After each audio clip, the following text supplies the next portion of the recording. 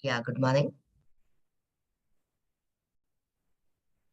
So, I hope yesterday lab session, you have revised and completed the pending assignment. Have you guys? So today is day 18. So day 16 map-based assignment. Is it done by everyone? You have completed things? Very good. So anyway, whatever are pending ones, you can always ask me in the lab session. So let me tell you, what is the plan of today. So first I'm going to revise lambda expressions by solving the optional assignment of yesterday. Just as a curiosity, sorry, has anyone tried these assignments which I yesterday mentioned? Lambda expression assignment. Okay, some of you have tried, very good. But majority may not have tried. So we'll quickly discuss here itself. I'm not going to actually write. So that will give you a revision. And then I'm going to tell you. Now, whatever I'm going to tell you in functional programming is not part of your contents. But I feel you should, as a Java developer, as a modern Java developer, Java it onwards it is called as modern Java, you should know things like function literal, little bit about method references, and mainly functional streams. So those are the, in the first half, before the first break, I want to cover as much as possible. And in the second half onwards, that is after the first break, we are going to enter IO programming. So let us not waste a minute. So let's start working on it. So here, let me start asking you. Uh, if anyone asks you, what is a functional interface? So tell me, how will you describe a functional interface? Functional interface is an interface containing what? Single abstract method. So that is your definition of a functional interface. Did functional interface exist before Java 8?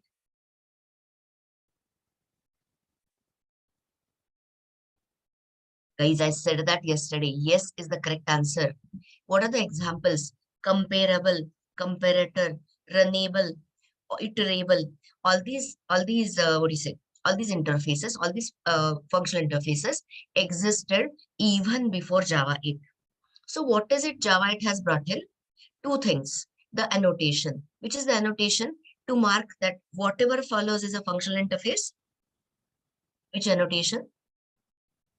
@ functional interface is the right answer. And it has brought in a completely new additional package. So when I say package, it is always good to look into the Java docs. So here, if you look for a function, look for the package java.util.function, and you will see this java.util.function, which has been added from Java since Java 8. It is going to consist of functional interfaces. So that is the new addition. Now tell me, what is a lambda expression? You know from Java, you know from JavaScript. What is a lambda expression?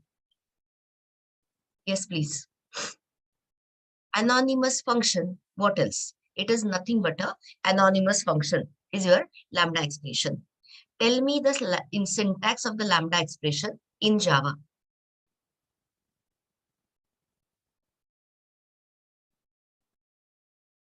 So on the left hand side, arguments, the right arrow and the body. Very right. In specifying the lambda arguments, do you have to supply the data types of arguments, or can compiler deduce it? Compiler can deduce it. You know that. And if the body of the lambda expression is only single line, do you need do you need to place it in the curly braces, or curly braces are optional? They are optional. Okay. And now the most important statement. Till Java 7, Java was supporting which features? Object-oriented, functional programming, both or neither. Only object-oriented features. But Java 8 onwards, it has also started supporting functional programming features. So what is the heart of functional programming? Or when can you say that a particular language supports functional programming features. Here is the rule. If your language allows you to pass the behavior, pass the raw behavior, pass the actual behavior as a function argument, or if you are able to return the behavior from a particular function, 100% that language is supporting at least some of the features of functional programming. So let me ask you, what is the approach, what is the name of the approach which is non-functional? It is imperative style of programming. So when you are writing the for loops or for each loops and supplying what is to be done and how it is to be done, when you are supplying both of these things, you are writing it in a imperative style manner. So imperative style of programming is good, is better, or declarative functional programming style is better? Declarative is equal to functional programming style is better. And in declarative style of programming, which of the following you have to supply?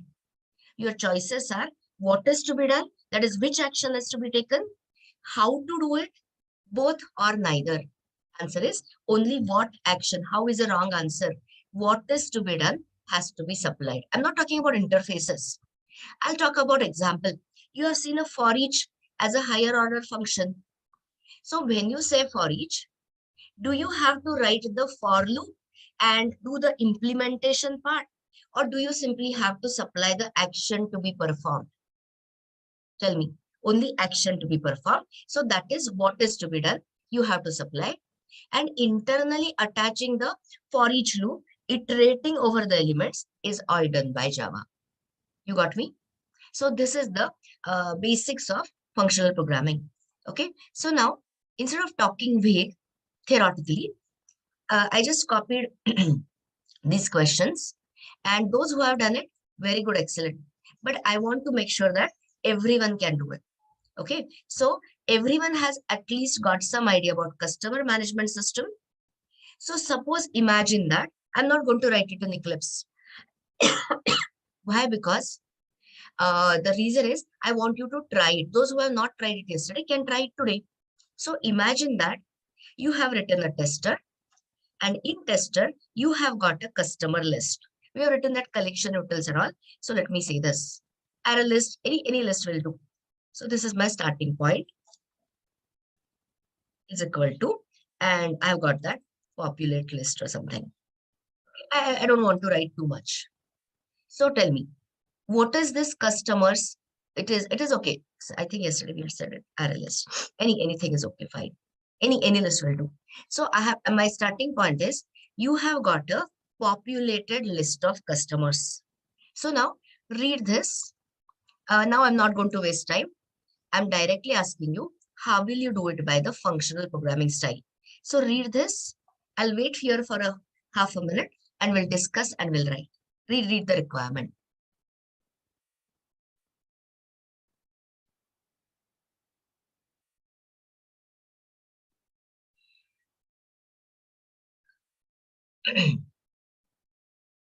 Yes, very right, Srinivas. So we are going to use the higher order function, remove if. Okay, I forgot to mention one important segment. Sorry for that. Functional interfaces, can they be substituted? Wherever you have a functional interface reference, can it be substituted by a Lambda expression? It's a Boolean question, yes or no? 100% yes. Why? Because Lambda expression supplies a behavior, single abstract behavior, and your functional interfaces only can wrap, or rather they can wrap only a single abstract behavior. So everything matches. Okay. So here, start. So I'm solving it here so that without any Eclipse hints, control space and all, we get to write everything. So I start with the, okay. So SOP, I mean, ask the user for the plan. And suppose your customer has given you the plan. So let me say this. Enter plan. Customer is the wrong word. The manager, admin of this site. So enter plan. And here I'm converting it into enum. How do I convert it into enum? Guys, this part of the things, Yesterday, somebody was asking me, I expect you to do this. We have been doing it for so many times, so many days. So it is a value of, and here you have sc.next. And just a second.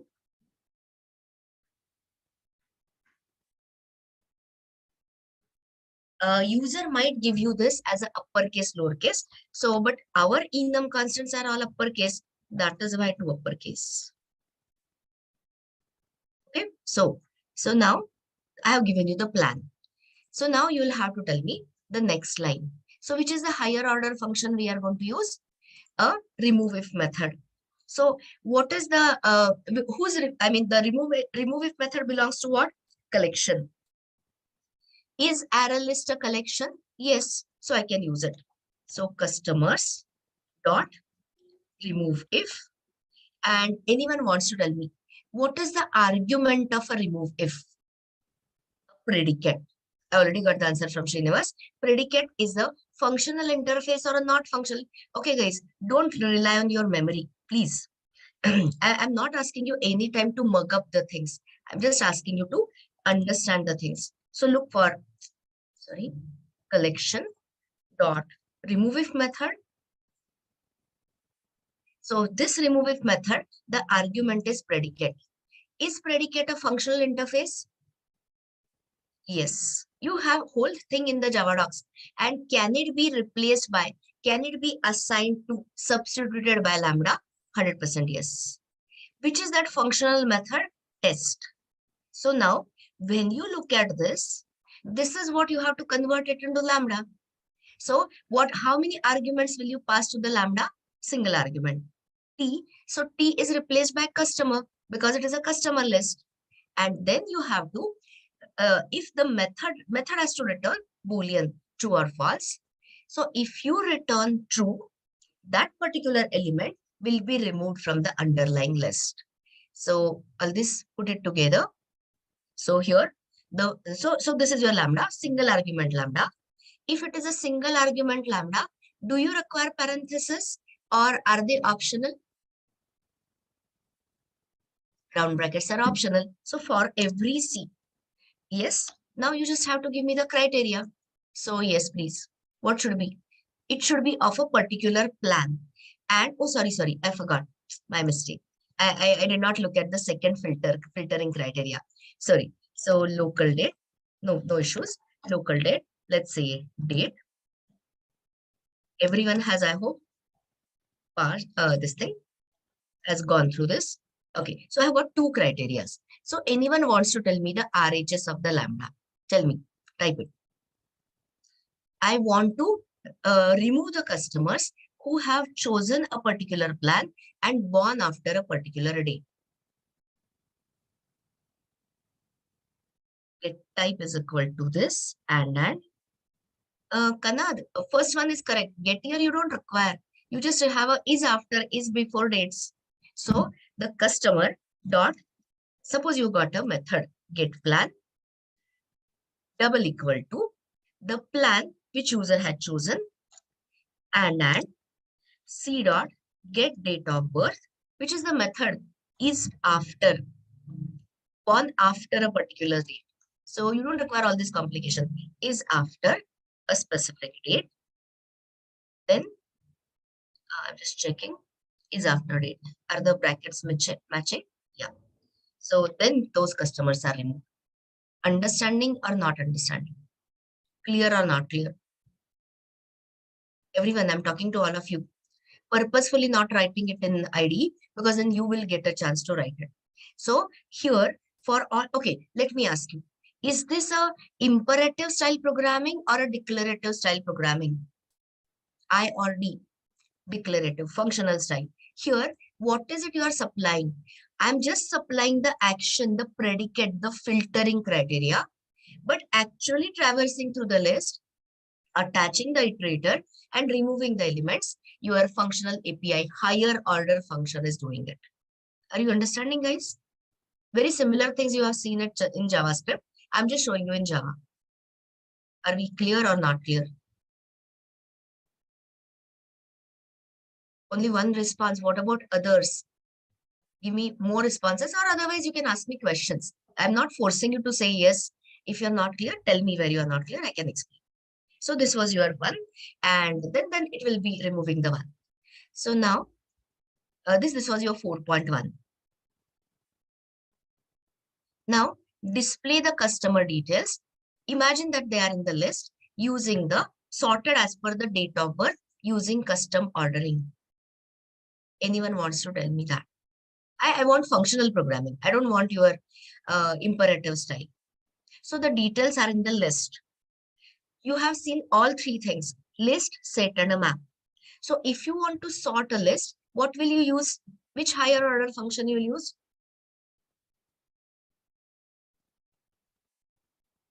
If you want to sort the list, I think you are typing. Yeah, which higher order function is sort, but which classes? Collections.sort. Today, I'll show you something else. I understood collections.sort. Okay, first we will write the way you are suggesting, and then I'll show you another one. So collections.sort. Okay. Now, what is the first argument? The list of customers. So let's say customers. Tell me, what is the second argument you pass? Comparator instance. But comparator cannot be instantiated. So we used to pass the anonymous inner class instance, or yes, exactly, or separate class instance, which implements comparator. But tell me, is comparator your, what is it called, functional interface? Yes. So can it be replaced by your Lambda expression? Yes, again. Which is that single abstract method which will get translated into Lambda? Compare.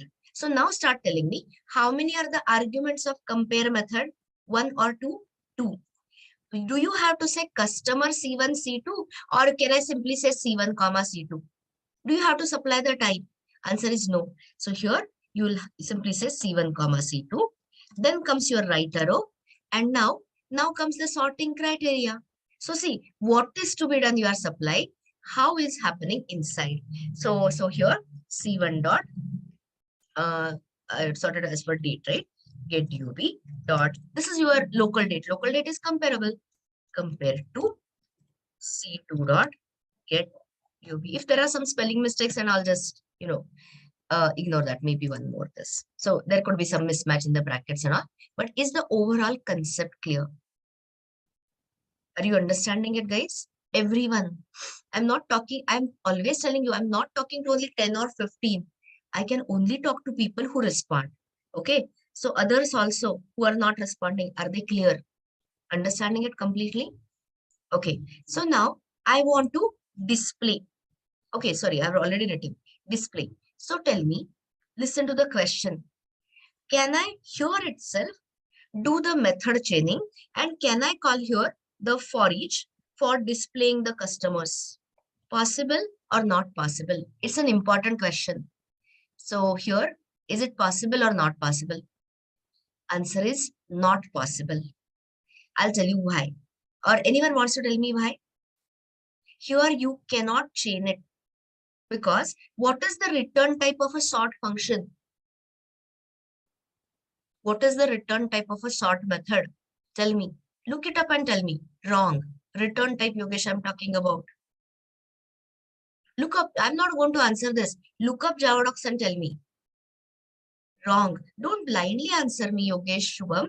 Look up the Javadocs and tell me. Again, what is the return type of the sort function?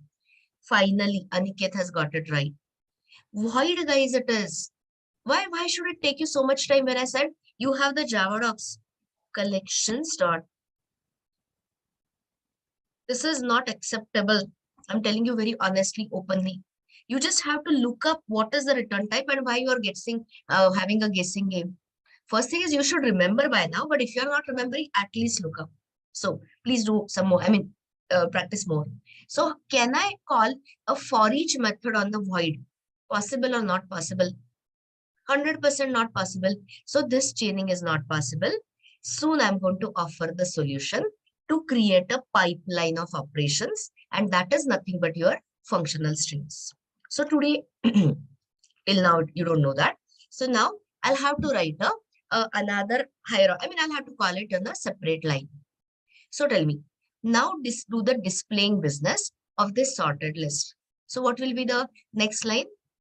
So here I have got a customers list which is sorted and which is the higher order function to perform the specific action on all the elements. Already I gave you the answer, which is the higher order function is for each. So here you have for each, and that for each you can say for every customer, you can say SOPC. Waiting here for half a minute for everyone to answer. Is it completely clear?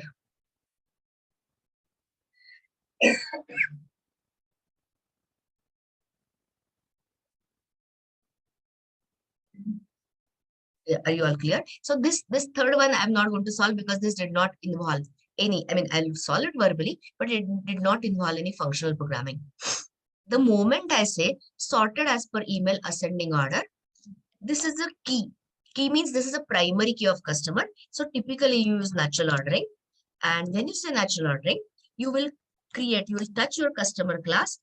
You will say implements comparable, override implement compared to, and you can do the job. But since this doesn't involve any functional programming concept, I'm not solving it. So the first two examples, no. You're talking in this thing. You're right. You're talking in maps. I was talking in list. Guys, I said start with a customer list. So I was saying that. Okay, but you are right. So I'll support your thing also. If customer details, you read the question which people are asking you. Otherwise, unnecessarily you will lose marks. If customer details are stored in a hash map, and then you are asked question,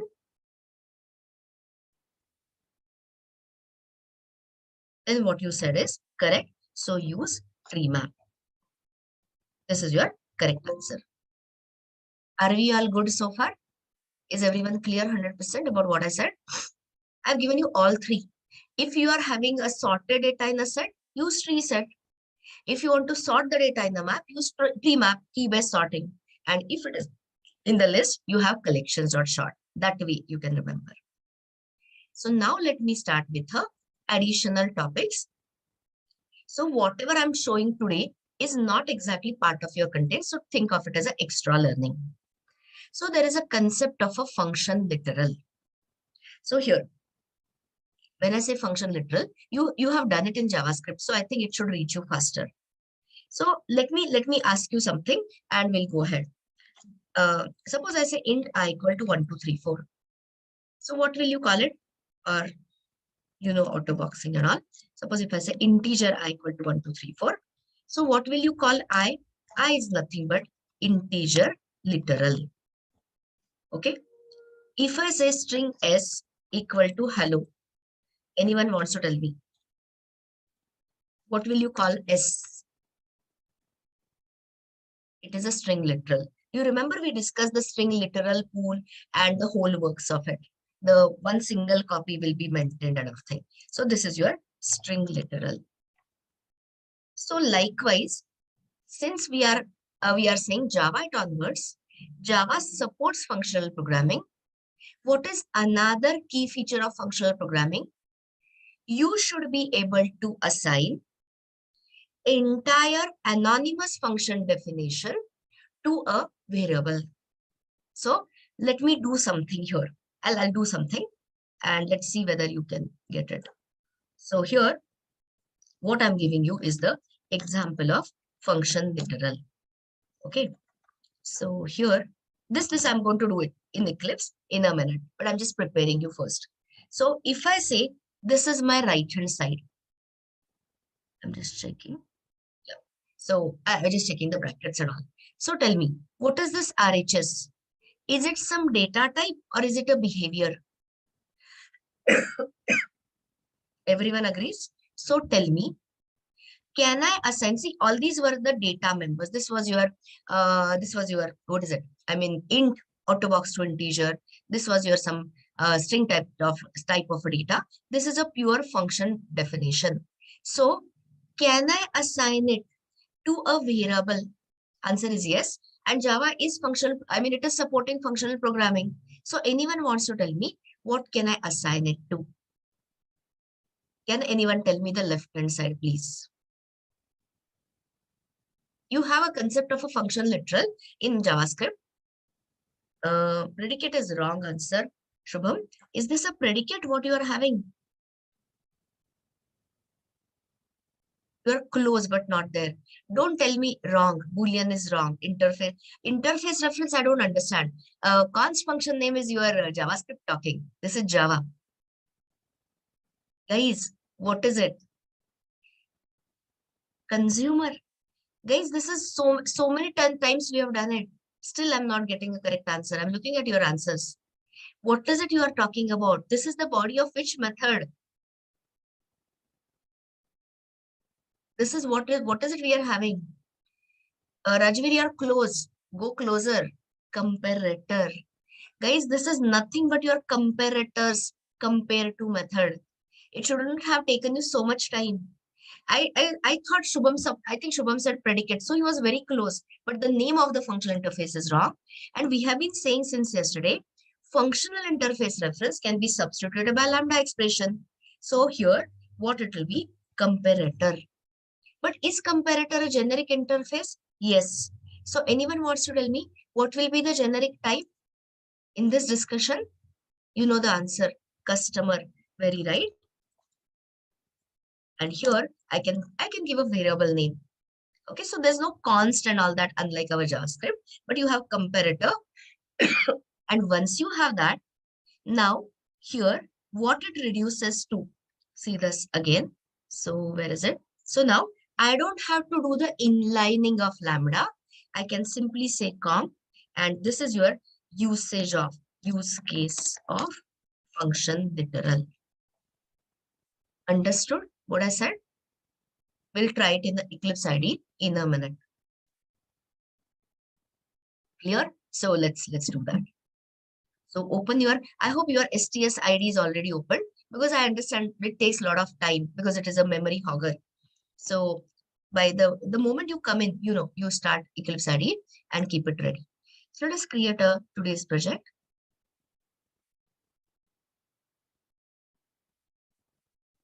Day 18.1. You create it as day 18.1 class or theory or something. And here, now, just let me see whether I have given you things. Otherwise, I'll give you in a minute. Give me a minute. Anyway, you can. 17 data. Ready-made code. Yes, I have given. Okay, guys, here are the instructions. Open day 17 data. Under that, you will find day 17 help, and under that, you'll find ready code. Found it? I'll wait. Day 17 data. See the path here. Day 17 data, day 17 help, ready code. Everyone got it, guys? Okay. So now you're just going to copy both the folders. These are nothing but packages. Copy com and utils. And here, come to your day 18.1 and paste it under SRC. Done? Can I continue? Just paste it under that. And here, open that com app core package and open product.java. It's a very simple core class. Found everyone? So product has an ID, name, product category, which is an enum, products manufacturing date and a price. Nothing complex at all. This is your parameterized constructor, toString, and getters and setters, some of the getters and setters. Understood? Product is a simple core class. And if you click on product category, control click, it is nothing but a enum. So grains, fruits, oil, whatever you are maintaining in your e-shop, online shop, or whatever shop, these are the things. Open the, has everyone understood this? Don't look at student subject. That is going to be your assignment of today. Got it? Now open the utils and you will find there is a collection utils. Found it? So tell me, from your yesterday's understanding, can you add static methods in the interface? Or rather, I'll rephrase my question. If you have only got static methods, can you add them in interface? It's a Boolean question, yes or no. 100% yes. Now, what you have got is, just read this populate data method. What is it doing? It is creating the empty array list of products, adding certain products, and returning the populated array list to the caller. I'm just saving us time of, hard coding details. Otherwise, we waste a lot of time. So here, one populate data returns you the list, and the other one, populate map from the list, takes the product references from the list and puts it in the map and returns the populated map. So tell me, are you 100% clear so far?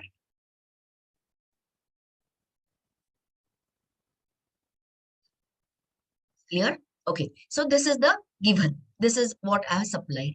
So now I'll give you the first example we are doing for a function literal. So let us open a SRC. I'll create a package here.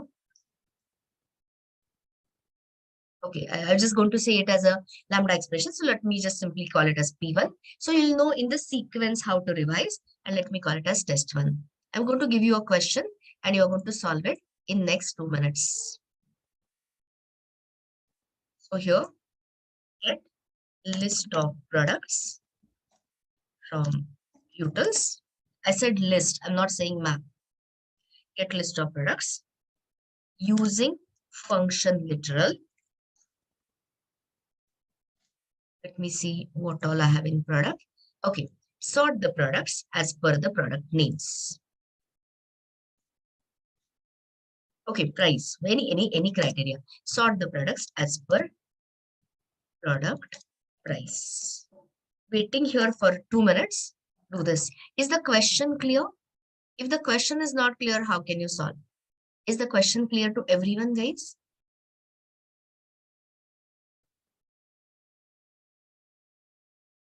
Did not get any answer. Is the question clear or not? Okay, so I'm waiting here for 2 minutes. Those who have not logged in, I'm aware some of you may not be doing the coding along. So write it on a piece of paper and you can, or write it on the Zoom or whatever, and just keep your answer ready. Waiting here for a minute. Do that.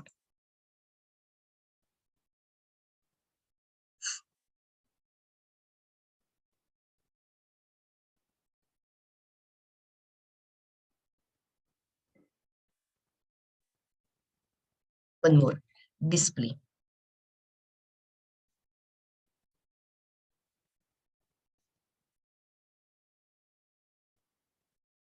I want to display also. You can say, I'm slightly modifying. Display original list. All this with a Lambda expression, of course. I slightly modified the display part. Do it.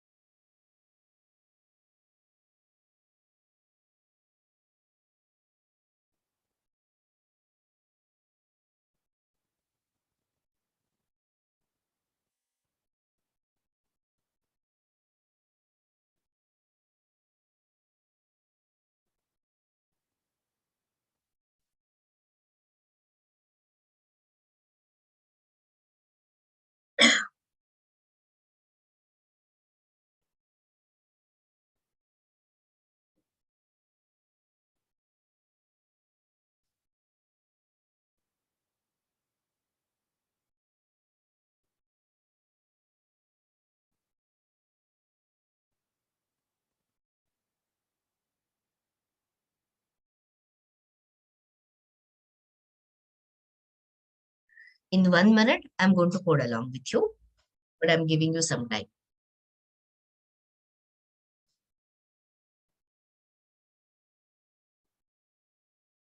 Everyone should try it to build the confidence.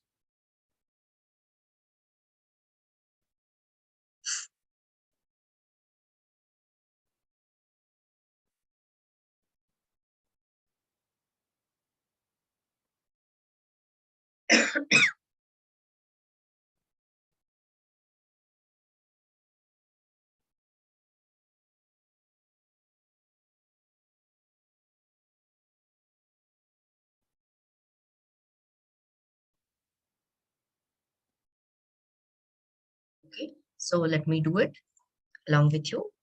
First, let's have that import static in place so that I can use the methods of the interface directly.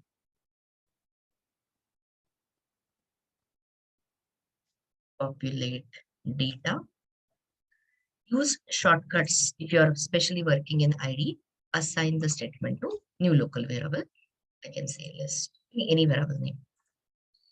Display the original list, which is the higher order function you'll use for this, for display purpose. Those who are not working in ID can respond to this. How will I, which higher order function will use? Of course, for each. Okay. So this dot for each. So there is all the need gone for iterating and for each loop and all. And here you can say for every product. Remove the extra this. So I'm giving a title here.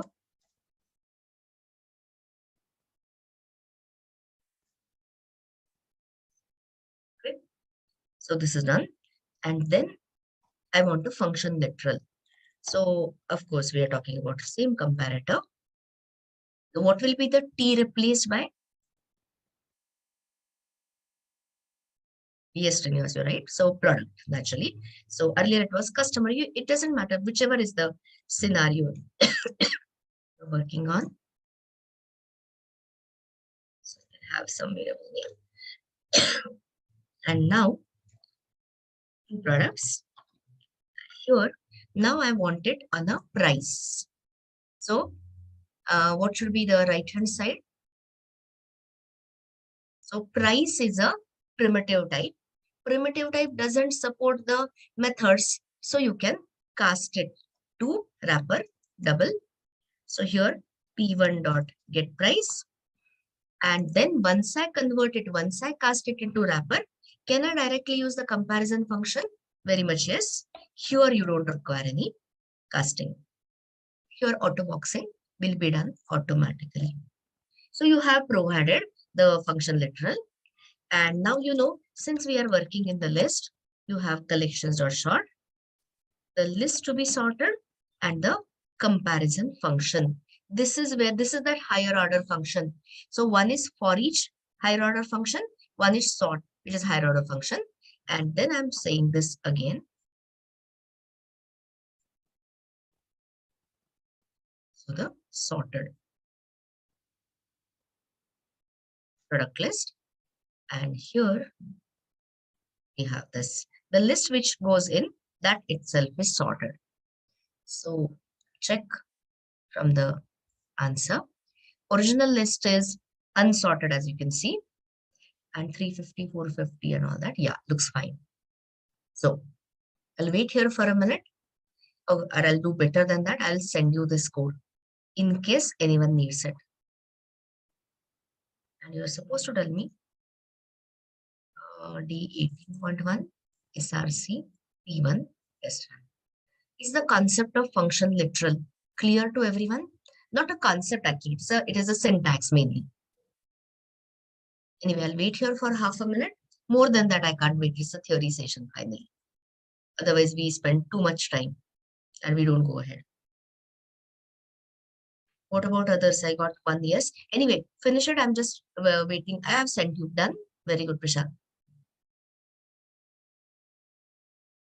So it is just, I'm just, this is all the warm up so that you can understand, you can use something called as functional streams in Java, which is very interesting, which are totally interesting, but they are not part of your contents. So I'm going to spend limited time on it, but I'll give you a lot of readmes and if you require lot of links and all that. So anyway, we'll discuss that later. So this was your example of a function literal. Now there is a next concept, again, not mentioned, but I feel you should know about it. So like how we have, you can in JavaScript, you can assign the function reference. Here we have concept of a method reference. So all this, I think I had given, just a second. Had I given this? Day 17 data, day 17 help? No, I'll send you the help on method reference. I'm sending you some readmes. You just open that and we'll discuss it. I'm not going to discuss the whole file, but at least I want to get you started on the concept. The name of the readme is regarding method reference. So you can download and open it. Here I'm explaining it. So you have to start with what is it, why, and everything. So we are talking about method references in, when I say Java 8 onwards, modern Java API supports the method reference. So what is method reference? Method reference is a shorthand notation, more readable, more understandable notation of a Lambda expression called Lambda expression. It is a further conciseness, further clearer way of writing a Lambda expression to call a method. So listen to this carefully. Before we started with functional programming, we were writing huge number of lines. I mean, lot of code we were writing, such as anonymous inner class, etc. So that we have concised it into Lambda expression. Can Lambda expression be further, simplified? Answer is yes. And that answer is your method reference. And constructor is nothing but a special form of a method. So you have the term called as constructor reference also. So now very important statement. You have written certain Lambda expressions yesterday, today and all that. So can all the Lambda expressions be shortened or be simplified, be concise into method reference? 100% no. But vice versa, can all method references be converted into Lambda expression? Answer is yes. So without going through the example, understanding is a little difficult. So I've written it in a very simple English. If your Lambda expression is the following, just now we wrote that. So suppose I have got a list of strings, and when I say S and the body of the Lambda, I'm calling SOPS. So tell me, what is this body of the Lambda expression doing? It is simply calling a method. Which is the method we are calling? Quickly, give me the name of the method which we are calling here. I said, in this body of the Lambda expression, which is the method we are calling? Wrong. No. Println. Println is the method.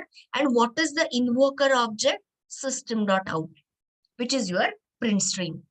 So here, if your Lambda expression is only calling or directly calling existing method on a Lambda argument, can it be further reduced? Can it be further concise? Can it be further replaced by a method reference? 100% yes. Read this twice.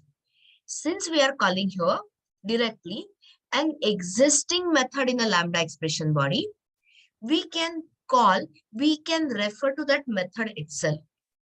So which is the symbol which is used for method referencing?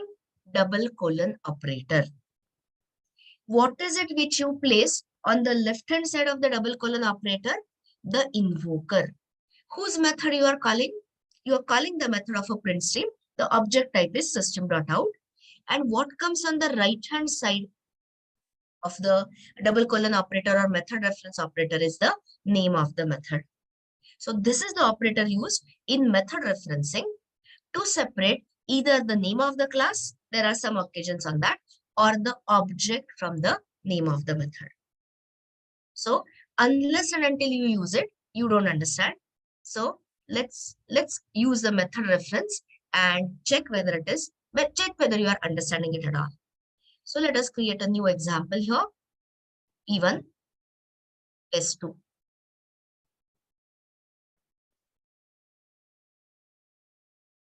And since I just want to show you the example of method reference, let us create a list of a integer list of the fixed size. Okay. So I hope now by now everyone remembers this API well. I'm just starting in a simple manner. Later you can of course check it with product list, customer list, student list, anything. So integer, let's say list. This is the easiest way to produce the sample data. That's why. Something. And now, first, display the elements using Lambda expression. So I think this should be very easy. I'll tell you a personal tip, guys. Unless and until here you have, unless until you have what is it called? You do the practice of Lambda, you start using the Lambdas, you don't get a feel of it. So this I think should be easy. List dot for each higher order function, and in I for integer, for example, SOP I. So is everyone clear here so far? There's nothing new. So now I'm asking you, can above Lambda expression be replaced by method reference? I've already given you the example there. What is the answer here? Yes or no? Answer is yes, but you have to understand why. You'll say you have just told us, but you have to apply your own brains. Check the body. What is it you are doing in this Lambda expression? You are simply calling the existing method on the object of system.out, and by passing the argument of the Lambda, this is 100% possible. Okay. So now list dot for each. So the higher order function is the same. Now what comes on the left hand side of the double colon operator? The invoker object. It can be the name of the invoker class also. Currently we are using invoker object system.out double colon operator, and then you have the what comes on the right hand side? The name of the method, which is what you want to call. So here you have the name of the method as println. So just give some title, guys. So SOP printing list via Lambda expression, and here printing the list. Of course, the output is going to be the same. Whether you use for each loop, for loop, Lambda expression, or method reference, how can output differ? Here you have via method reference.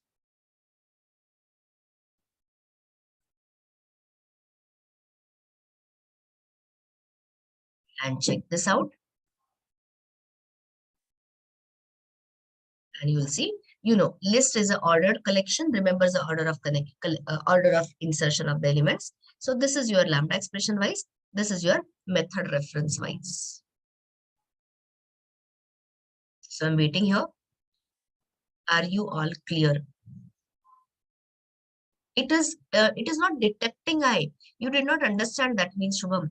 Here, implicitly, this I is provided implicitly as an argument to each of this occurrence. So here, if this argument is going to be passed implicitly to this println method. So what is the question I'm detecting? I mean, that is the whole syntax of Lambda expression. If you are passing exactly the same argument, you don't need to pass it. That is the whole idea. If you are calling the method exactly as it is on every Lambda argument, replace it by method reference. That's what I meant. Okay, has everyone done it? Can I move ahead? I have a question. So I'll see this. I'm asking you a question.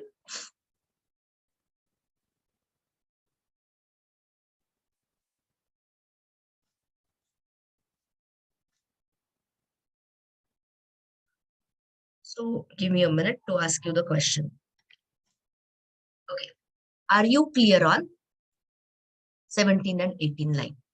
17 is just SOP, 18 basically. Done it? Very good.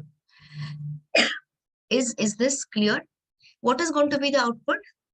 You're going to see these values, 10, 23, whatever values on the same line. 100% clear? So it is nothing but a print. So printing this on the same line via lambda expression. So my question is, because I need to explain it when I start a topic, even though it is not part of contents, basic clarity I want you to have. So tell me, can this lambda expression be replaced by method reference? It's a Boolean question, yes or no. I'm getting both the answers. Majority is saying yes, majority is wrong. Answer is no. That is where you start understanding the method reference. Guys, in the earlier case, you are taking the lambda argument and just calling it on the exit, just passing it directly on the method, on the existing method. But here, are you directly just passing the lambda argument or are you doing something more?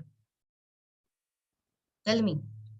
You are modifying it. So the correct answer is no.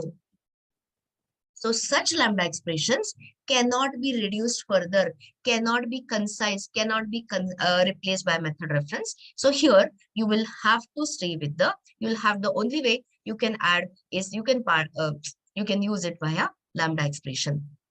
Understood the point? Which lambda expressions can be replaced by the method reference? If and only if in the body of the lambda, if you are simply calling the existing method directly on the argument, then it can be replaced, otherwise not. So that is why I wanted to clarify this. I said this already. Can all the lambda expressions be replaced by method reference? Tell me. No. Only some of them where the rule I told you. Take the lambda argument as it is and pass it to the existing method, then it is possible. Okay. So this is what I explained in a short time. But if you check, there are four usages, rather there are 4 types of method reference. So this part you have to do on a self-study mode, because like I said, this is all extra things. Wherever I get a chance, wherever I come across it, if I get time, I'll definitely explain. Otherwise, everything I've written it in complete detail in this read. So this was the first example of you have an object. System.out is the instance of a print stream. So here you have a double colon operator. This is not scope resolution. This is not like C++ scope resolution. It is the either object or a class, and then it is an instance method. Okay, but are there other varieties of method reference? Answer is yes. So can I use a method reference to call a static method of a class? Answer is yes. So here, what comes to the LHS? Name of the class followed by the name of the static method. Again, provided you are just calling that static method directly. Like I said, you have to go through this little bit on your own. I'm just telling you what I have added in this README. When suppose you don't want to call the instance method on a particular object, you just want to call it on any object of the class. There is another syntax, name of the class followed by the instance method. And there is a specialized form of a method reference called as a constructor reference, where you can supply the name of the class such as employee and a new keyword. The moment you say new keyword, tell me, is it going to call any method or is it going to call the constructor of the class internally, implicitly? Of course, the constructor. So I've written in detail all the examples of various method reference. Wherever, if I get a chance, time permitting, I'll show you. If time permitting, I'll of course show you other examples also. So at least if anyone says, do you know about method reference? At least you can code the simple one. More examples, time permitting, 100% will cover. Today, whatever I'm doing in this first half is all extra, guys. So don't worry too much about. It is not part of your exact contents. So this was just to give you some introduction to method reference. More examples will be taken, time permitting. So now let me ask you the question which I already asked earlier.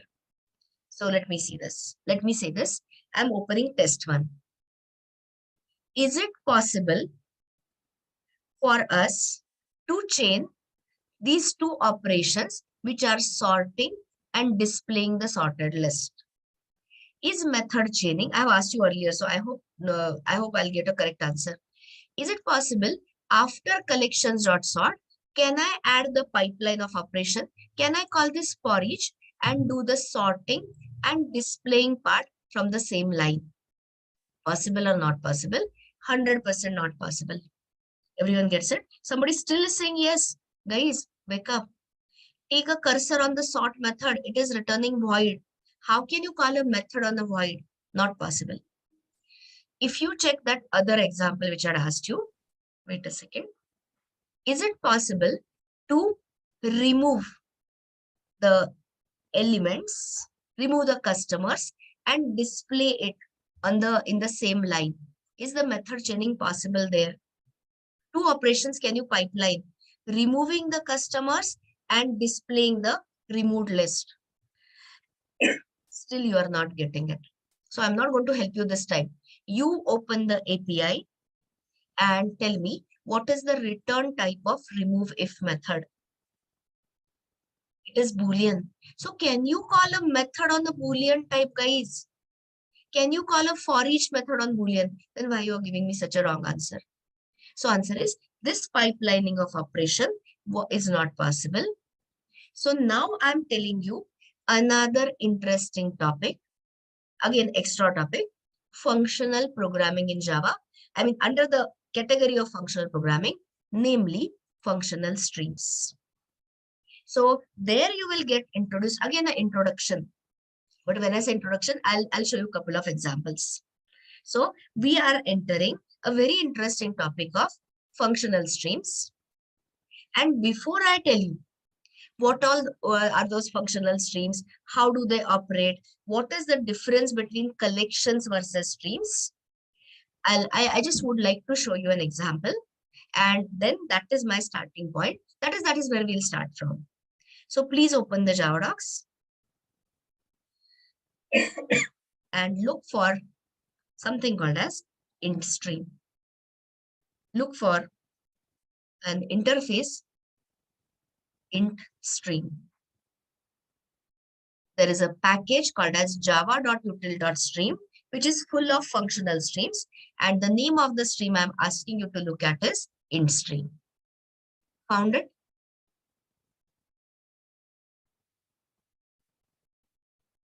Okay.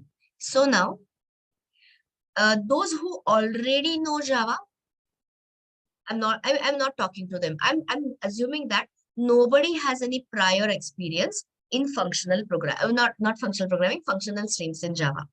Okay, so let me start asking you some questions with some inputs.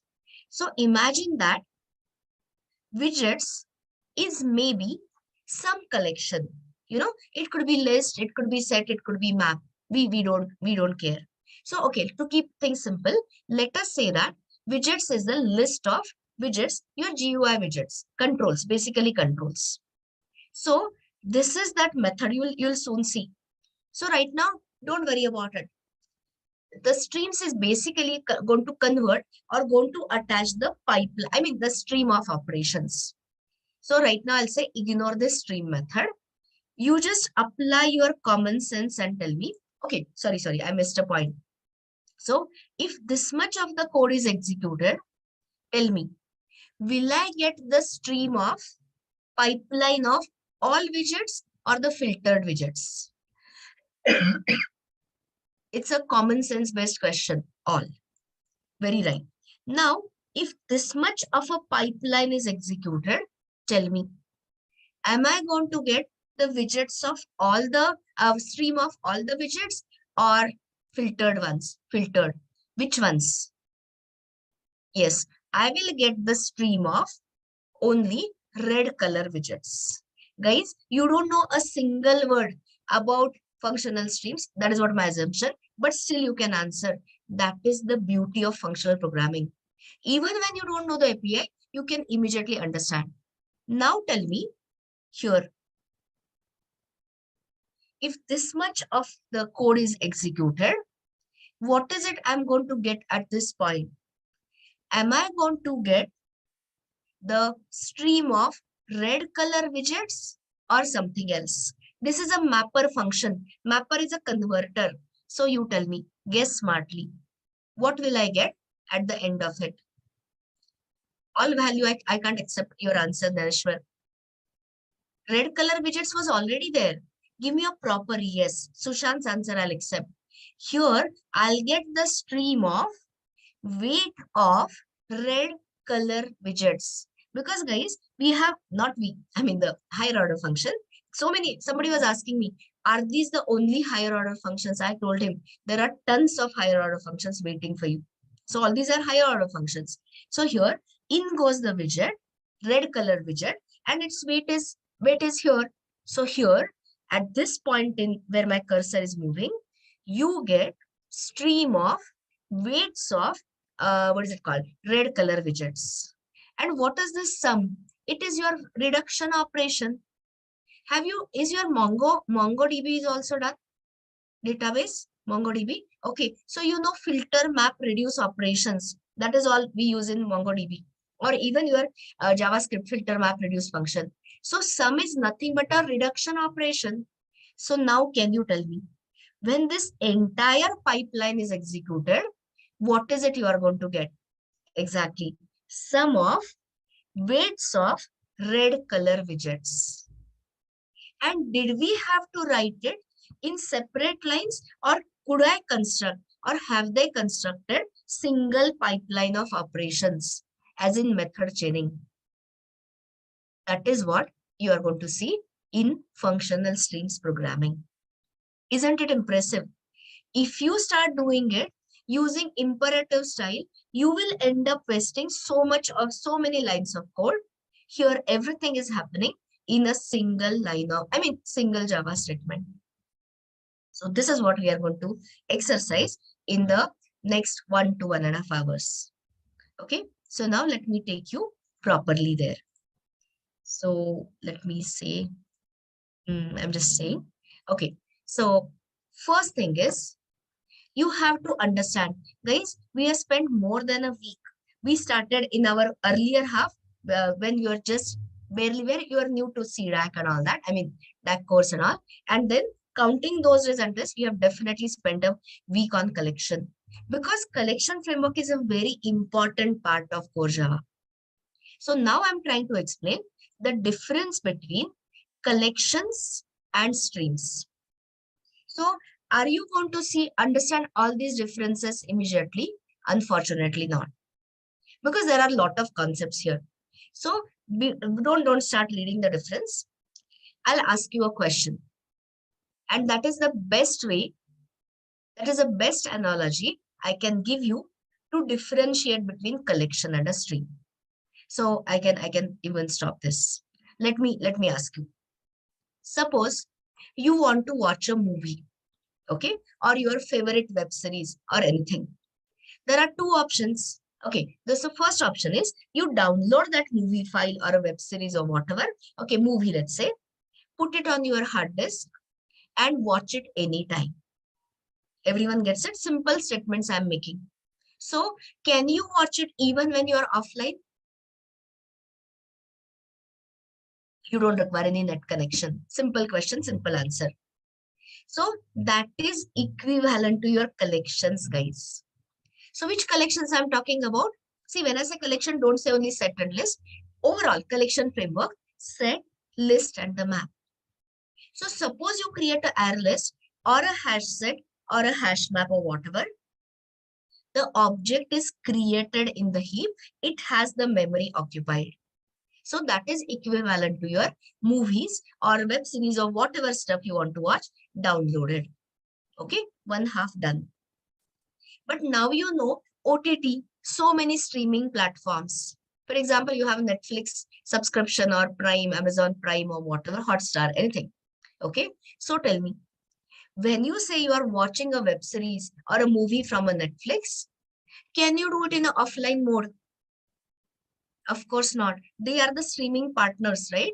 So when you say you're watching a movie from a Netflix, only everyone must be knowing only the few packets, a buffer of frames is downloaded, and that is displayed locally on your TV or your laptop or whatever.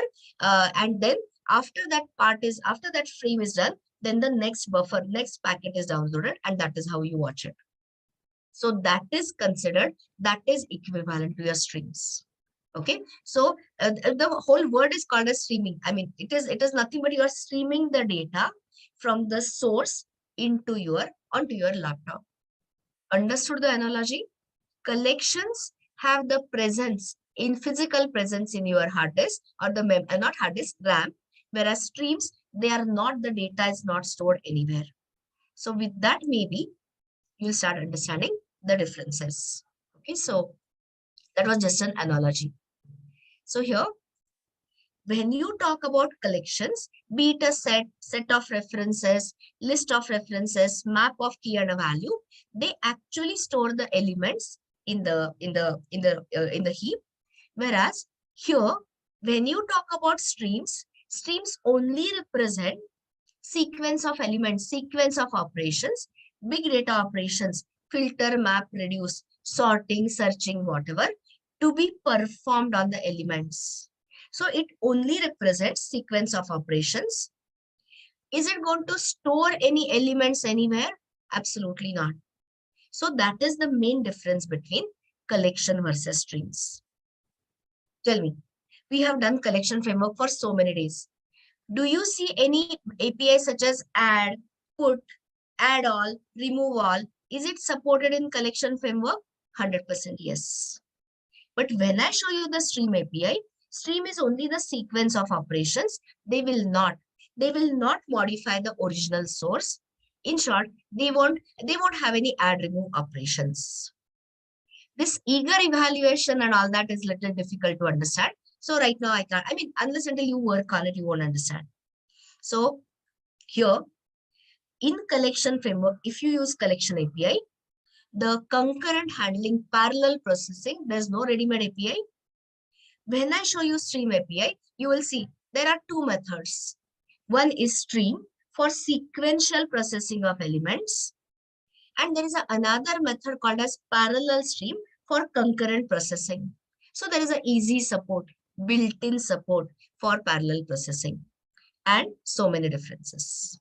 So I'll just take something which you will understand. Your collection framework API does not give you, these pipelining of operations. Whereas when I show you the functional streams, all these, there will be filtering, there will be sorting, there will be flat map, reduce, count, frequency, so many functional methods, so many big data operations will be added there. So without example, this sounds very confusing. So before I can start an example, I have to give you a little bit of background, and then we will start with the examples. So this is my slide for basic discussion of streams. So here, take a look at it slowly and give me just 15 to 20 minutes to so that, otherwise till that time you are going to feel confused. So allow me some time. By the end of maybe at the most half an hour, you'll start getting a feel of it. So what does a stream consist of? Stream consists of basically three parts. One is the source. Then there are something called as intermediate operations. And the stream is ended with a terminal or a final operation. Terminal operation typically we use. So now, where all you can attach this stream, which is nothing but a pipeline of operations, you can attach the stream to your famous collections. You can attach it to the list. I'll show you the API. The method is stream. You can attach it to the set. You can attach it to the array. You have three special primitive type streams. One is int stream, one is a double stream, and one is a long stream. And when I take you to the next part I'm going to start today is IO. So when we open the data file, text data file, you will see you can attach a stream to files also. So right now, don't worry about too many things. We'll keep it simple. This is nothing but the source where you will attach the stream. Okay. And now there can be n number of intermediate operations. So you'll have a question, or you should have a question. What is the meaning of an intermediate operation? So any operation which is resulting into or which is returning a stream result again. So let me take the same example which they had quoted. So here, suppose the source is list of, let's say, customers, forget their widgets. So suppose you have a source here, customer list. Now, I want to only choose the customers who have chosen a particular plan, silver plan. So which is the operation we will perform? The first operation we perform to reduce large data, big data into relevant data, filter. So anyone wants to tell me, if I put a probe here, what will I get? Stream result or a non-stream result? S or NS? Let me see what you are saying. Of course, you are going to get a stream result. You are very right. So here you will get stream of customers who have chosen, let's say, a gold plan. Okay. So what will you call this filter operation? Intermediate or terminal? I or T? Of course, intermediate. Now, suppose I want to sort these customers, filtered customers. So tell me, what will you find here? Stream result or a non-stream result? Of course, you are going to get sorted stream of customers, maybe sorted as per their names, who have chosen the gold plan. And map is not your java.util map. Map is a conversion function. Suppose I'm only interested in customer's email ID. I want to send the email to all these customers. So here, this mapper function, tell me, what do you think it will return? A stream result or a non-stream result? A stream of emails, such as stream of strings. And then there are so many terminal operations. One of them is collect. If I want to collect them into another list, another set, you can have a collect operation. But the point of it is, after collecting, here what will you get? Stream or a non-stream result? This is where you'll get a non-stream result, which could be either a void or which could be either a type of the collection or anything else which is non-stream. So that is what is your terminal operation. So have a quick recap. What are the three constituent parts of stream? Source, multiple, you can have either 0 to n. There can be directly no intermediate operation, directly a terminal operation also possible. And then you have a terminal operation. So I'll just check how much you are there, or are you completely lost? Why I'm saying for each is a terminal operation? Why for each is regarded as a terminal operation? Anyone wants to answer? Absolutely right. What is the return type of a for each? Void. Is it a stream result or is it a non-stream result? S or NS? Of course, non-stream. Can I change anything further after the void? No. So that is regarded as a, terminal operation. And important statement is, after you have applied the terminal operation, you cannot use the same stream again. All those things you'll understand later. So now let me share with you, just a second. Read me.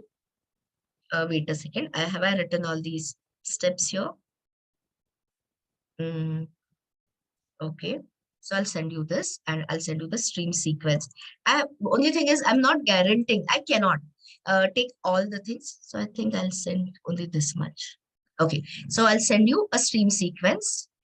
Whatever I can cover in the next 1 hour, I mean, after the break, of course, I will take.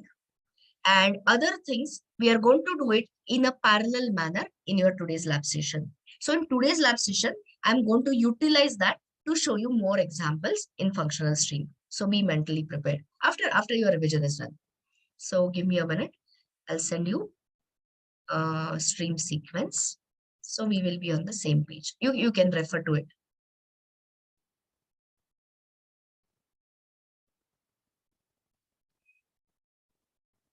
So just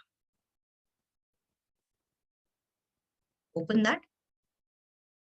I'll start reading so we don't waste time. What we are discussing now are the Java onwards provided functional streams. So you start reading line by line. Streams are nothing but like a wrapper which are going to be attached to the data source, and that data source can be any array, any collection, any file. You'll see a lot of examples, and these are going to allow you to make those pipeline of operations. But remember that stream does not store the data, meaning, is it any data structure like your collection framework? Absolutely not.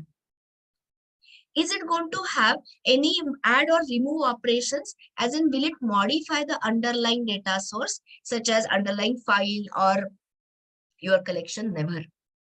So here, basically it supports functional style operations. And you will see today tons of higher order function. To name a few, filter, map, reduce, where the arguments are going to be lambda expressions. So yesterday I gave you a little bit of practice on lambda expression. Today is the hands-on, where you will apply those, you will use those lambda expressions in functional programming. Okay, so now we are going to solve certain, objectives. So first, let me give you some examples. Can you create the stream of integers? Can you attach the int stream to the array? Answer is yes. So guys, I have given you the method here. You can always open parallelly the Java docs, or I will do it this way. You keep this file open. I'll open your Java docs for you. Here, look for arrays class. You can do it with me, no problem. And when you say arrays, there are so many. So many means overloaded. Stream method. So I have a question for you. This is what I have shown here. So can you tell me what is the input argument and what is it is returning? What goes in, what comes out? What is the input and what is the output? Tell me. Yes. So the input is the integer array, as you can see.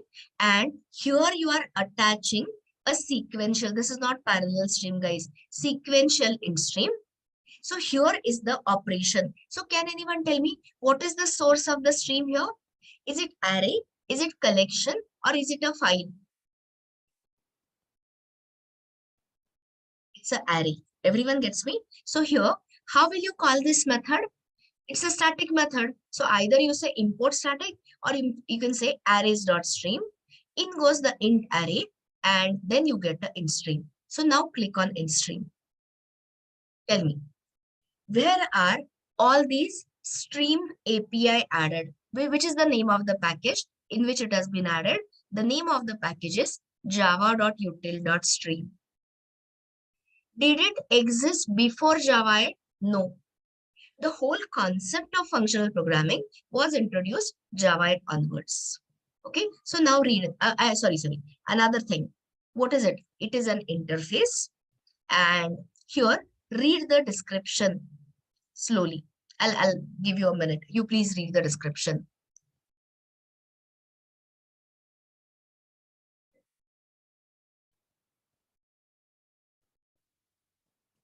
So tell me, does this int stream contain the primitive type of a stream, or is it containing the references? P for primitive, R for references. They have already given you the answer. It's a primitive type of a stream. Okay, so let us start in slow steps, baby steps, and then we can write the advanced examples also. So this is the first API. Sorry. I wanted to open the stream sequence. Okay, so later I will show you from the collection also, but in a minute. So now we will solve little bit of the things, and then you'll start getting a feel of it. I've shared with you stream sequence. So this is the first objective we are going to solve. So guys, copy this first objective and we are going to continue in our whatever IDE. So D18.1, I'm creating a new package here. You also do the same thing, P2, and we'll start a test series, test 1, test 2, and all that. So here I'm creating a new class, test 1. And within 10 minutes, we got a lot of time, not an issue. You will start feeling comfortable about streams. That's the guarantee I'm giving you. So I'll wait here till everyone arrives here. You tell me whenever you are done.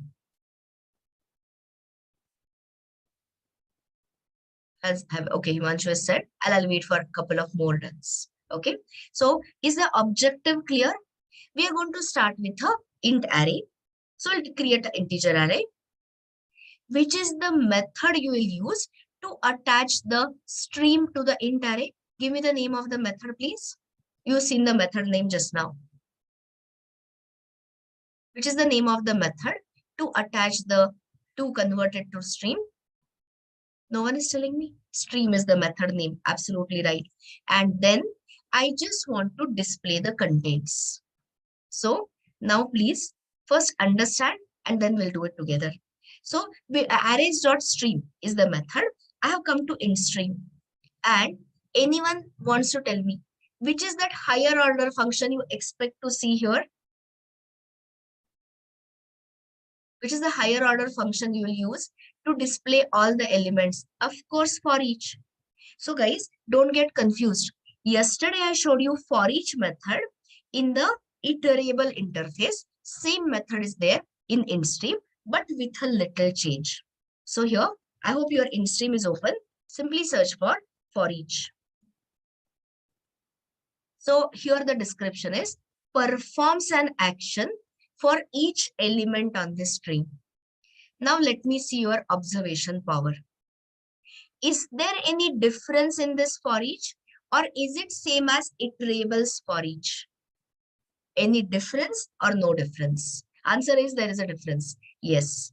What was the argument of that for each method yesterday? Consumer.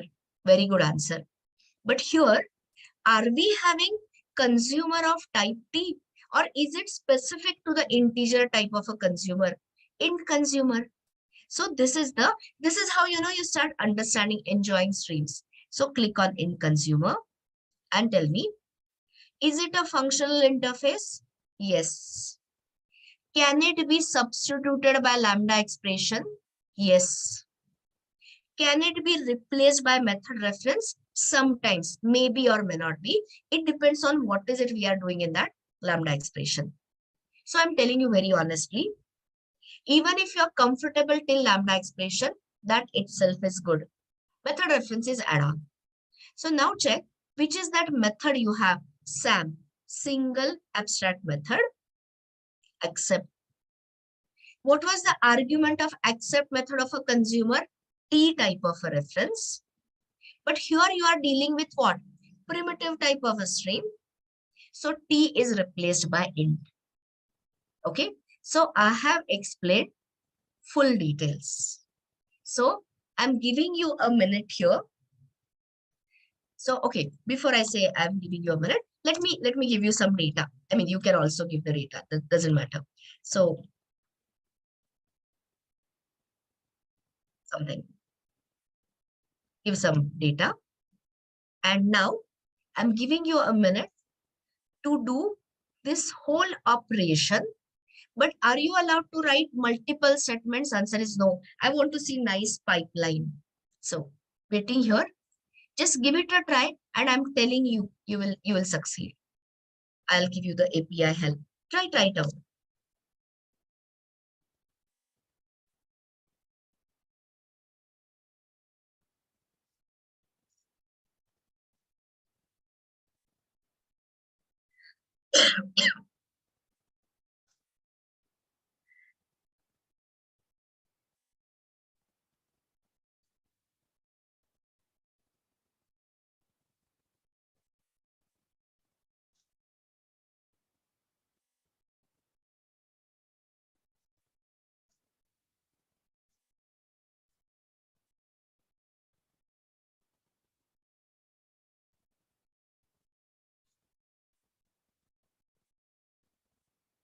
Okay. So I'm waiting for your answer. I don't have to even give you this. You have Java docs with you. You'll start getting it so fast, so quickly. You try it out and then put it on the chat. Otherwise, I can help you. I'm just waiting to see. I've given you all the.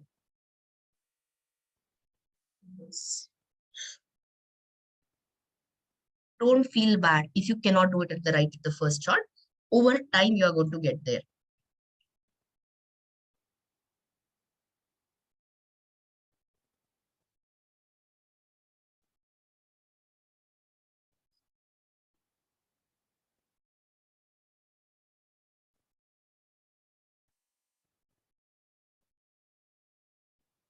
Are you trying or are you lost? Tell me openly. If you respond to me openly, then I can help you. Lost or trying? Okay, Pushkaraj has given me. Okay, fine. Then I'll not trouble you at all. Arrays.stream_data.for each. Yes, very good going, guys. I'm so happy to see some of you at least trying. Okay. So I am telling you, functional programming is like an addiction. Once you lost, okay, Girish is saying lost. So wait, this one. So here, we'll talk about it. Lost cases, I'll take care of them. Don't worry. Some of you are trying it. Okay, so I'll not waste your time. I'll start helping those. I think majority must be lost. So you start telling me, now participate. Here, when you talk about streams, what are the three parts of the streams? One is the source, then is the intermediate operations. I'm glad to see that you are finally opening up and telling me that yes, you are lost. That itself is an achievement. So, sorry, intermediate operations 0 to n and then terminated by terminal operation. Okay, so guys, I'm talking to those who are feeling lost, confused, could not this. So can you tell me how will I attach the int stream to the integer array?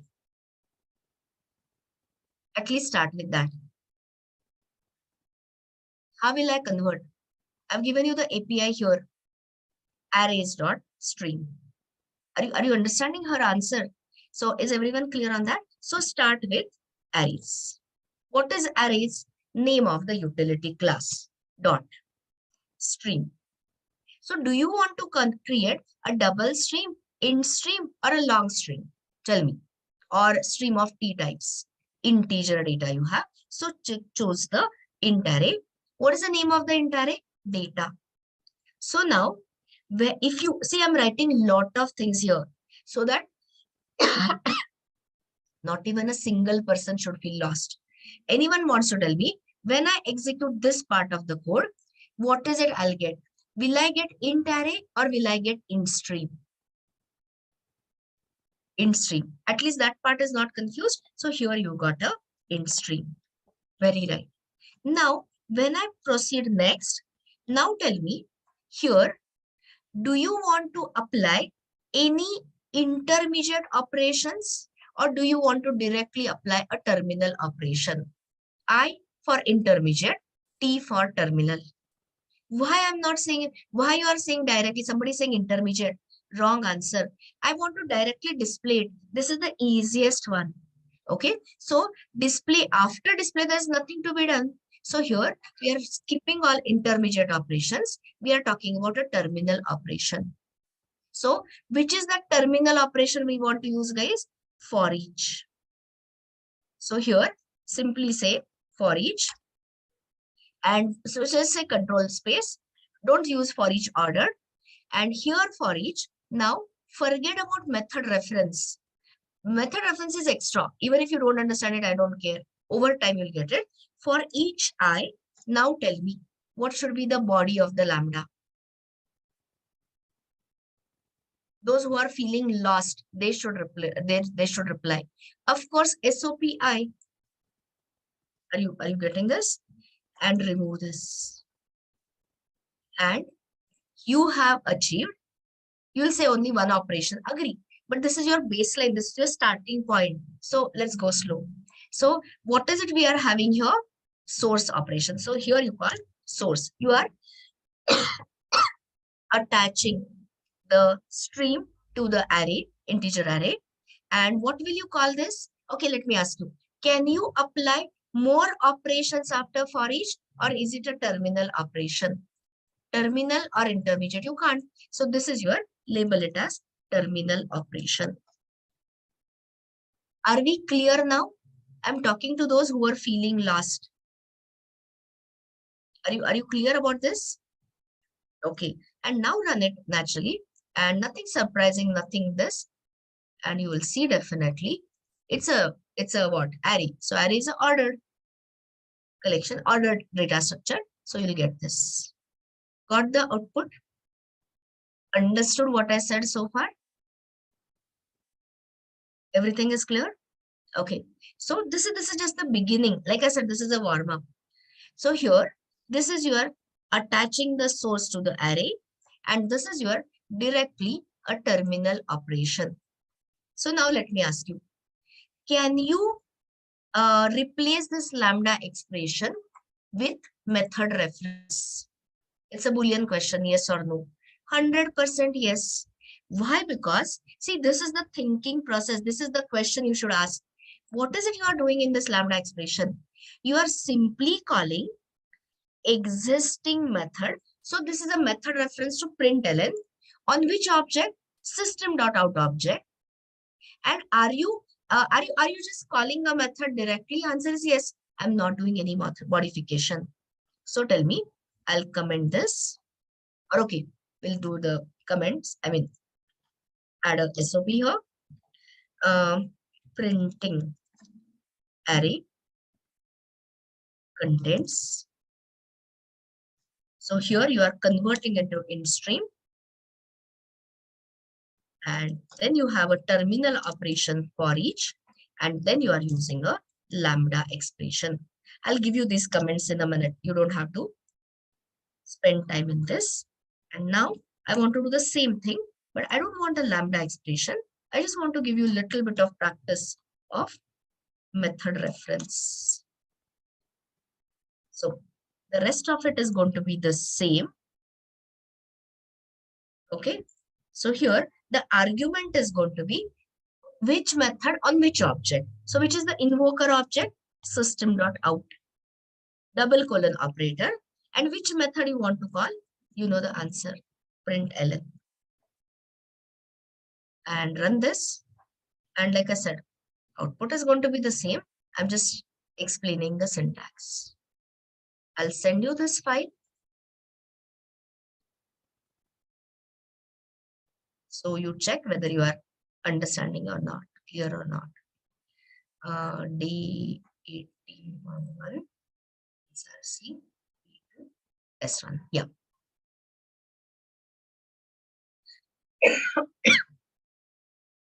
So tell me, those who are feeling confused a little bit, are they clear?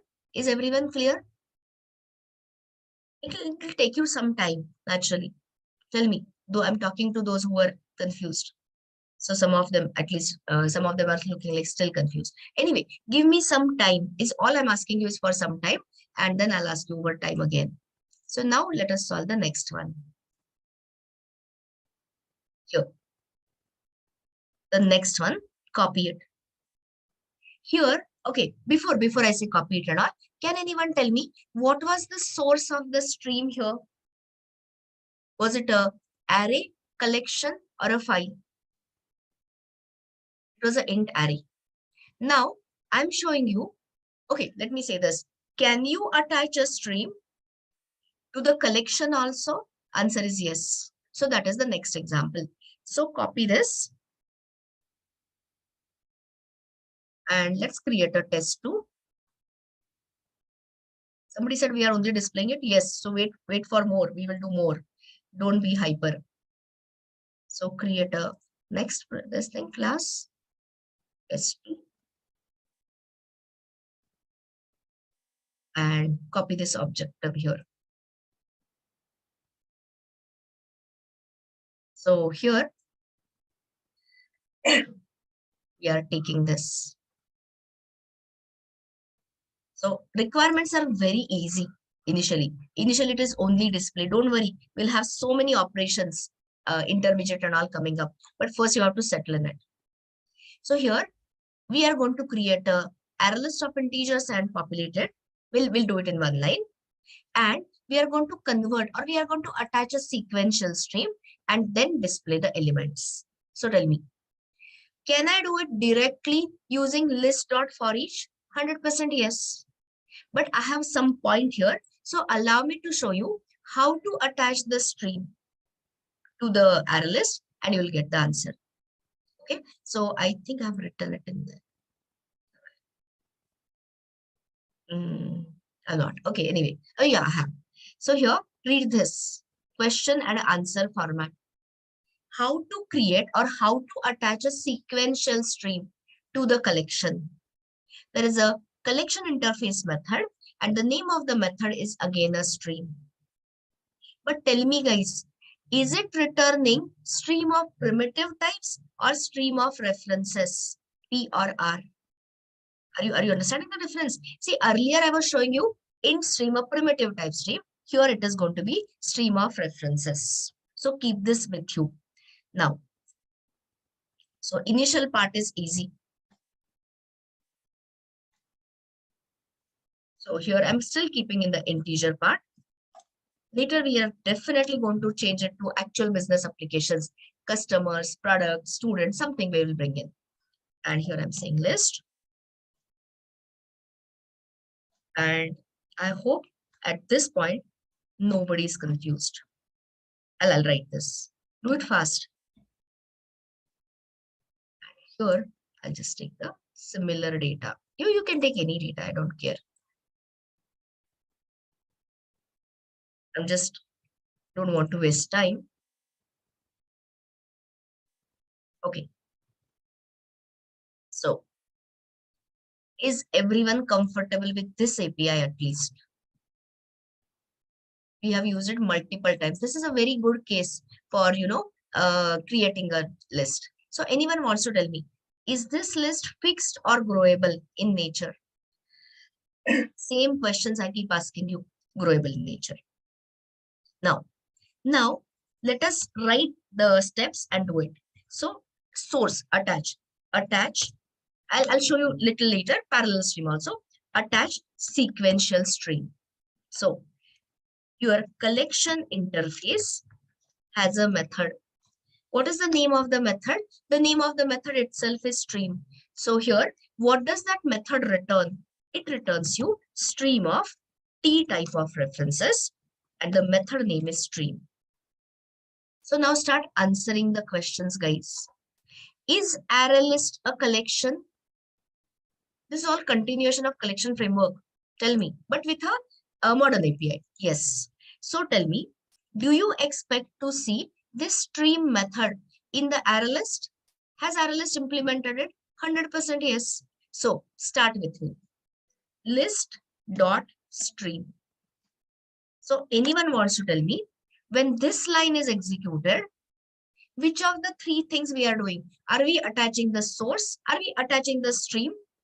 Or is it a intermediate operation or is it a terminal operation? Source, I, or terminal? You are attaching the stream, source. So now think and answer. What will this method return? I'm giving you two options. Is it going to give you int stream, as in stream of primitive types, or is it going to give you something else? Tell me what it will give you. Yeah, which type of reference, guys? You are right, but which type of reference? Integer type of reference. So always, give correct. Correct means proper answers. Stream of integer. It is a stream of references. And now, so you have to go there. Later I'll take you there. So here, this is not in stream. This is stream of references. And does it have? So tell me, what is the requirement? We have done this conversion to sequential stream and display elements again with the same for each. So say for each. And I hope now you're comfortable with that method reference, the basic method reference. System.out is the invoker and println. And give here the, what do you say, label. attaching stream, a list, and displaying elements. Again, the same question. Is this for each intermediate operation or terminal operation? Of course, it is a terminal operation. It is, I'm giving you purposefully the similar examples, so you'll all get it. Has everyone completed it? It's all a one-liner kind of a thing. Understood and completed? Okay. Now give me the output in the same line, space separated. I want, see, there's too many lines we are wasting. So if I want to do it on the same line, space separated, modify this. Can I use the method reference in that case? Or do I have to go back to lambda expression? I'll have to go back to the lambda expression. So make the changes there itself. Don't waste your time. So let's say I for integer. Use the print method. Print ln, I don't want it. So print method here. And you can say I.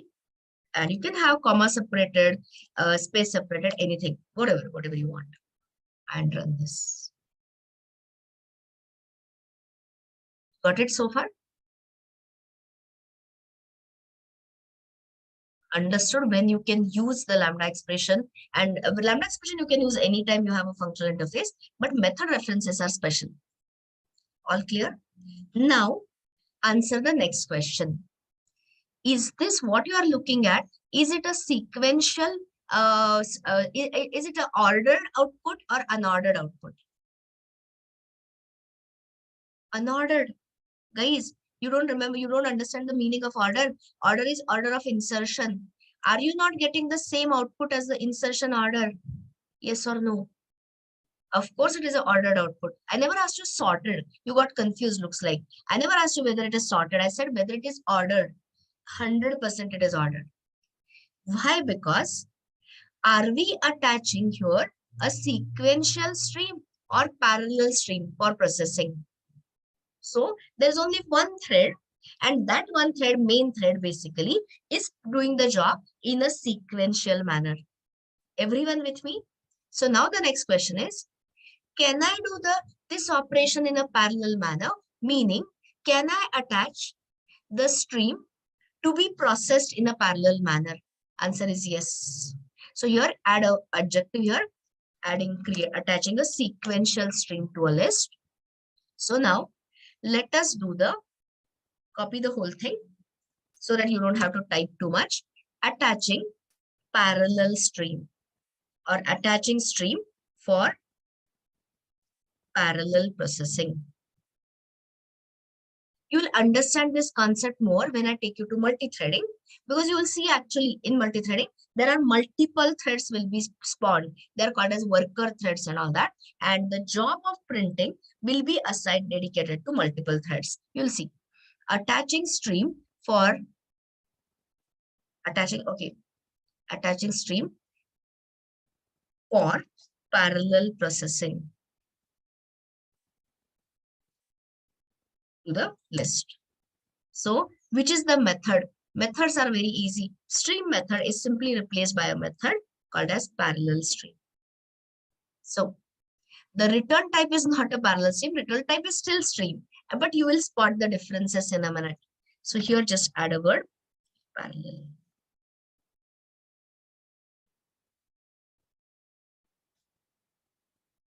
So now don't run it. You are not allowed to run it. When I say not allowed, I mean I'm restricting you to this. So now tell me, do you expect to see the ordered output or unordered output? Are you understanding? The moment I say it was done in a single threaded manner, one single thread was printing all the numbers. Of course, it could retain the order of insertion. But here, if you run it 10 times, there is no guarantee what will be. It will be a randomly ordered. You remember that shuffle kind of a thing I had shown you some days ago. So this is all done with different threads. You watch the output and you will see this. You will see the difference. So tell me. Okay, so I mean, there's no SOP I had forgotten to add, but you can understand that. So tell me, the first one, ordered or unordered, sequential or parallel? Ordered. Remembers the order of insertion. Tell me, unordered. And if you run it couple of times, there is no guarantee because it is all depend on which threads get a chance. It is all done internally by the JVM using the multiple threads. So sequential versus parallel. Is it clear? Which is the method you use for sequential stream of operations? What is the name of the method? Stream. If you want to apply parallel operations, only some of the cases you can apply. What is the name of the method there? Simple as parallel stream. Okay. So this was just to give you a small difference. More of parallel processing, of course, in threads. So now let me take you to the next requirement. So I've already given the hints because, you know, on the first day or in the first few days, I don't expect you to remember the methods. Over practice, you'll remember it. So here, copy the third objective and let's create a class here, s3.java and solve it. First, we'll discuss. I'll show you the everything and then do that. And then you'll start getting even a more feel of streams.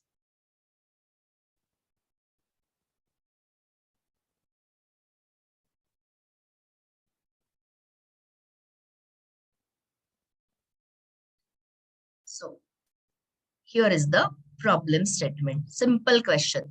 Later in the labs, I'm going to give you, we are going to solve together some more interesting. I mean, I'll apply to the actual business applications around. Make it more practical. Is the requirement clear? Simple requirement I'm giving you. Is the requirement clear or not? Question is clear or not? I think you are doing it. I mean, you tell me, read the question. So here, I want to create the integer stream, which has the data between 1 and 100. So some 1 and 100 is just a range. You can change the range anytime. And do I want to display all the elements or the filtered elements? See, I've given you the clue here. The filtered elements. So only the even elements. You can change it to even, odd, prime, composite, just a change. So now let's see how we can arrange all this without writing any for each and any imperative style code. So here I've given the methods here, but I would like to explain from the docs. So search for interface called as IntStream. Tell me, what does IntStream represents? Primitive type stream or a reference type of a stream? Same questions for your clarity, primitive. Now, search for the methods. There are two methods. One is range, one is range closed. So look for the method range. So these are, you know, Java onwards, you can add the static methods. So here, how will you call this method? Interface name, IntStream.range.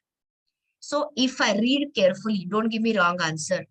So if I want to have the numbers between 1 to 100, what should be the values I should give? Read the description and answer. I want to produce the range of values. So why? Yeah, most of you are right. Somebody was wrong. Guys, end exclusive. So what should be this? 1 to 101. If you don't want to trouble yourself, is there another option? Yes, range closed. So if you use the range closed, what will you give? What will be the values you will give? Start and end. Here you can give 1 to 100. Are we clear? Okay. So here you have got an int stream. So these are all the convenience helper methods. So let's start in a slow manner. Slow in the sense systematic manner. Now I don't require any array or collection. Int stream itself is going to give you the method. So simply say int stream dot. It's a static method. So you can use range, you can use range close, whatever you like. If you use range, give the values as 1 to 101. End exclusive. So now, if I ask you, what is it is giving you? Is it giving you array, collection, or an int stream? This gives you int stream. And what are the values populated there here? 1 to 100. Are we all completely clear so far? The first operation, attaching, creating the stream. Is it clear?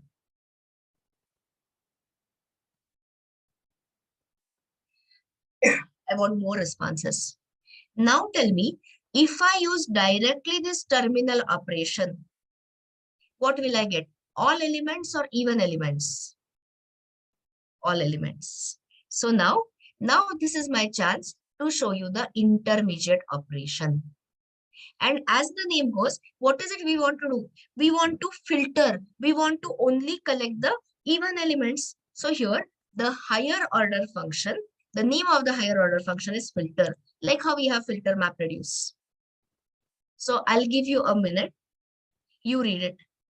So here, this is your, they give you everything. You just have to be, reading Java docs.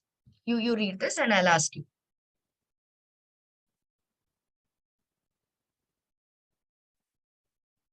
So tell me, is it a intermediate operation or is it a terminal operation? Why? You're right, but why?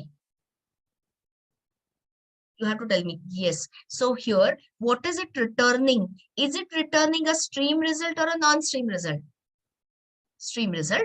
So which can be processed further. So 100% intermediate operation. Where have you seen this predicate yesterday? Any memory? Where had you seen this predicate? Remove if. Very good, Aman. So that was a predicate which was working on a type T. Are we working on type T or are we working on an integer type? Integer type. So in predicate. And here, again a functional interface. Single functional, SAM, single abstract method is this.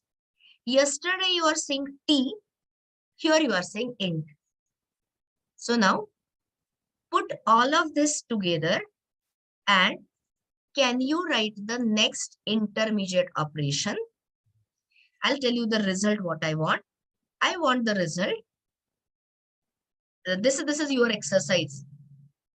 Here I want, of course, in stream, but containing even elements between 1 to 100. So anyone wants to give me this intermediate operation, higher order function. So I already got this filter condition, very right. But I don't know whether you might be having prior experience. So let's go slow. So here I'm saying, let's have the dot. You have so many higher order functions. Are you getting it? So here we are using filter. What goes in is the special type of a predicate, integer predicate, I. And now which elements I want to filter? Even or odd? Even elements. So I modulo 2 equal to 0. Getting it or not? So now tell me, if I put a probe here, what is it I'm getting? Integer stream, which has filtered all the even elements, all even numbers, very right. And now, is this stream still open or closed? Is the stream open yet? Open. So let us close it with an intermediate operation, which is simply display. So here, attach that intermediate operation for each. Oh, sorry, before that, can you replace this lambda expression by a method reference? It's a Boolean question, yes or no? Yes, you are saying. Tell me how. Challenge. Answer is no. Guys, here you are taking a lambda argument and doing your own processing. Are you calling some existing predefined method in the body of a lambda? Answer is no. And those who are thinking here, yes, try it out and show me. That way it is. So here, of course, here I can use if you decide to do it on the separate lines. So I want it on the same line. So forget your method reference and I can say SOP I. Because why waste so much of this? Here I'm saying on the same line. Print. And give a title here. Even elements. even numbers, even elements in 1 to 100. That range you can take it from user anytime. So tell me, what will you call this operation? Attaching the source, creating the end stream. What will you call this? Is it an intermediate operation or a terminal operation? Intermediate operation. And what is the last operation? Terminal operation. After that, there is a non-stream result void. So no pipelining, no chaining further possible. Output is pretty easy to understand. So all you get is the even numbers in the range. Understood something? Are you getting a feel of stream, which is nothing but chain of operations to be performed on sequence of elements? So we are taking a break here, but before break, have I written something? Just give me a second. Otherwise, I'll write something. Yeah, I've got this. Okay, remove this. I mean, remove means we'll come to that. But here, let me just check whether you can do this. Okay. Yes, please. Forget 3.5. 3.5 will come back and solve. Don't worry. So here, see, nobody's going to ask you on the int stream integers, right? They will give you the business problems, right? So display all the product names of a particular category exceeding a particular price. This is your food for thought during the lunch, not lunch break, what is it, your breakfast break or whatever break. So here you are going to accept the inputs, category name and a price. I know you are too new to all this, so I have given you the hint. So where is my input? Input is a product list. You have shared you a lot of ready-made code. So here, can you identify the chain of operations? So what is the first operation? You will have to attach it to the stream. See, I want it in one line. Now I'm not allowing you multiple lines. So which is the method you will use for this? List.stream. Now, see, I have written it. It's not a spelling mistake. Will you require single filter or multiple filters? 2 filters. You can do the pipelining of filters. So first you can choose from a category. You will say, you will argue with me. Can I not combine it with and in the single filter? You can. But guys, this is your functional streams, right? So literally go through the chain of operation. So one can be a category filter. One can be a price filter. Understanding me? Understanding what I'm saying? It's going to get over in one line. And so once you have got it, once you tap that stream, then you should get what? Products which are of a particular category having a price greater than. So attach a scanner and all that. Take it from user. And then what I have asked you, okay, do I want to display all the product details? I don't. I just want to display the product names. So which is the terminal operation you can perform is for each. And for each that filtered product, just display the product name.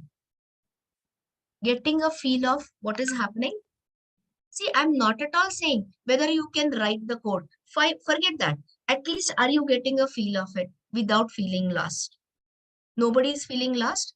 Whether you can perform or not, code or not, that is a secondary question. I don't care.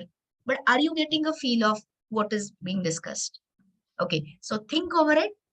And we will, of course, you have a 1 hour break. 11:05 is when we will resume and we'll solve it and we'll try to solve some more operations.